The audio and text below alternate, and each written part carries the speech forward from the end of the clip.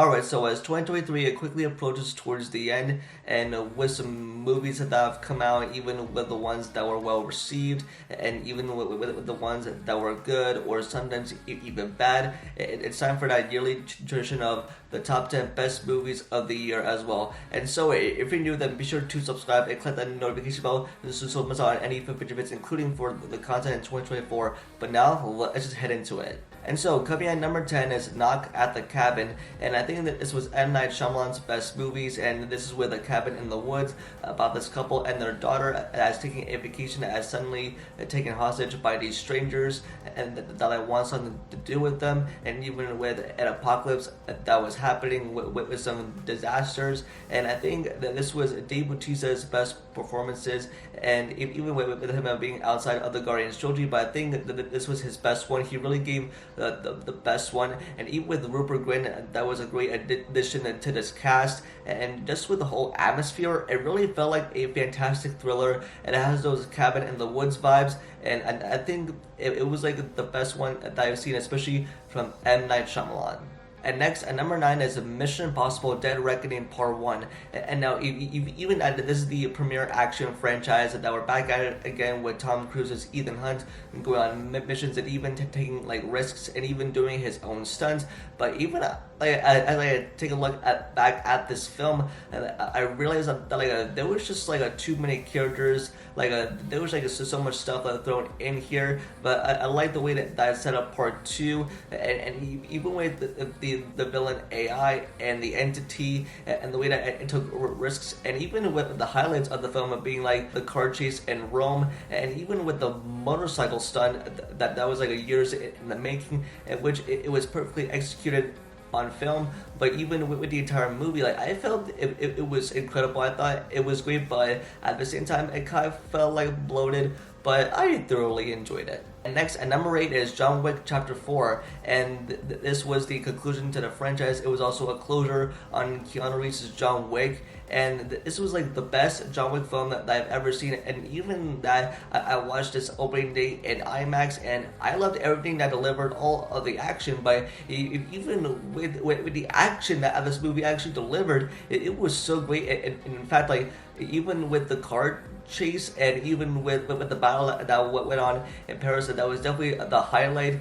And even with Keanu Reeves, I did his own stunts, and the action felt more impactful than anything in an action movie. And I just praised for how good it was. It was also the last time that we saw Lance Reddick in Rolla, rest in peace. But even that, this was the conclusion to that. I really enjoyed it, and this was the best action movie.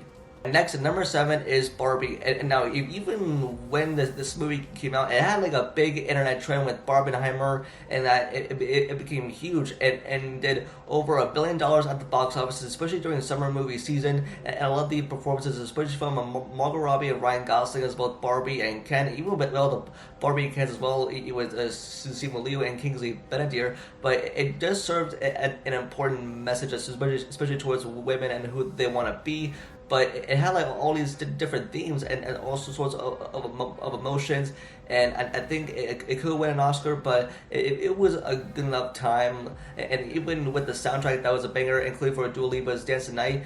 But I think that this one was a banger, and I thoroughly enjoyed everything that this movie had to offer. Next, at number 6 is The Creator, and I found the sci-fi movie to be really good. In fact, that this came from the director of Rogue One, Gareth Edwards, which is the best Star Wars movie, and I feel like I really enjoyed watching this movie, especially in IMAX. It really impacts heavily on AI, artificial intelligence, and you with John David Washington, who has to take care of his AI child, and just with the overall story and the premise and how everything is changing. And but that this was a great sci-fi science movie that I've ever seen. But even though it had so much stuff, even though it can be a drag or the pacing and stuff like that, I had my time with it, and I just thoroughly enjoyed it. And there's no other sci-fi movie like these anymore, even though it didn't win big at the box office this year, but I found it pretty enjoyable.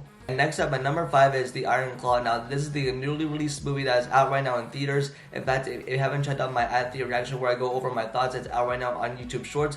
But with this film, I think this is one of the best films and one of the fantastic ones of this year. It's based on a true story about these brothers in the wrestling business, and it features some of the best performances I've ever seen, especially coming from Zac Efron, Jeremy Allen White, and even with the whole story and the atmosphere, it was just really emotional and really moving.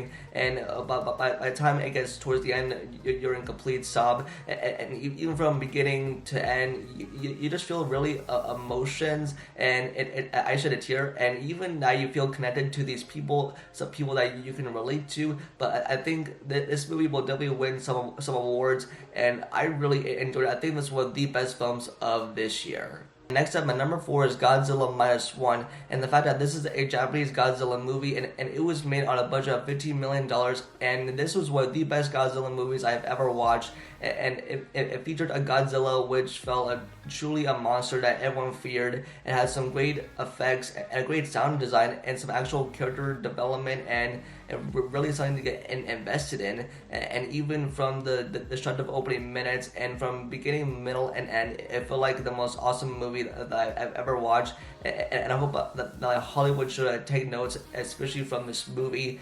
And I hope that we get a sequel to this. And I think from the director himself, I think this was definitely one of the best Godzilla movies. And next up, at number 3 is Spider-Man Across the Spider-Verse, and I feel like this is the perfect follow-up from Into the Spider-Verse, and after waiting years for a sequel, I felt like this was the perfect follow-up with Miles Morales and Gwen, and we really got to explore the relationship a lot more in this movie. And even with the multiverse antagonist, Spider-Man 2099, played by Oscar Isaac, and even with these spider people, and with Miles trying to fit into the spider society, and with the main villains, the spy who is after Miles, and it just serves as a really impactful story of what Miles Morales is going through. Even being Spider-Man, it featured like some of the most epic fights, including for the cliffhanger ending as sets up Beyond the Spider-Verse, and I just really liked it. I thought this was like one of the best Spider-Man movies I've ever seen, and it really just delivered a very awesome story and action scenes as well, and I really enjoy this movie, and even with the character of Miles Morales. And next up, at number 2 is Oppenheimer, and with this film being from Christopher Nolan, and this is one of the best movies that I've ever seen in IMAX, and with the sound design that is truly amazing. It was so immersive, and telling the biopic about the creation of the atomic bomb with Robert J. Oppenheimer, and with Cillian Murphy, absolutely crushed it in his performances, especially as Oppenheimer. And this film had like a stacked cast with Emily Blunt, Matt Damon, Robert Downey Jr., and I think he's really good to win an Oscar for this movie. And even with the entire cast, that was totally just stacked, as I just mentioned. But it features some of the best performances, and so some of the best sound design. And I think that Nolan definitely crushed it for this movie, and I hope it wins so many awards. But coming in at number 1, and I think the best movie of 2023 is Guardians of the Galaxy Volume 3. And I think this served as the best and ultimate conclusion to the Guardians trilogy. And James Gunn knows how to make us laugh and cry and get us really invested into these characters and how these people became a family. And this really explored Rocket's backstory very well, and even with all the tragic moments that happened, and it got me sobbing and so emotional. And I even really loved the High Evolutionary, the main villain of the movie, and he was just really messing up what he wanted to do with his goals in this movie. But it served as the perfect good conclusion, and I think there's a new Guardians team on the way. But like, I'm here for it, and I think it's one of the best MCU movies that I've ever seen, and James Gunn concluded it all and did it so perfectly. And so there you have it. These are my top 10 best movies of 2023. And I think this year was the best one, even with summer movie season and with the bloated releases, even with the ones that were not so well received. But I think these were the best ones that I picked and ranked. I'm sure you guys have like a different list as well. But even with 2024, I think it's going to be the year to look forward to, with tons of movies coming out. And I'm pretty sure we'll enjoy those ones as well. And so that's going to be it for this video. And just let me know your guys' thoughts and comments down below, and what you think of my list, and what is your top 10 best movies from 2023, and what are you looking forward to next year. And don't forget to give this video a like and subscribe and turn on notifications about future videos, and also follow my social, which are linked down below. And with that, I'll see y'all in the next video. Peace.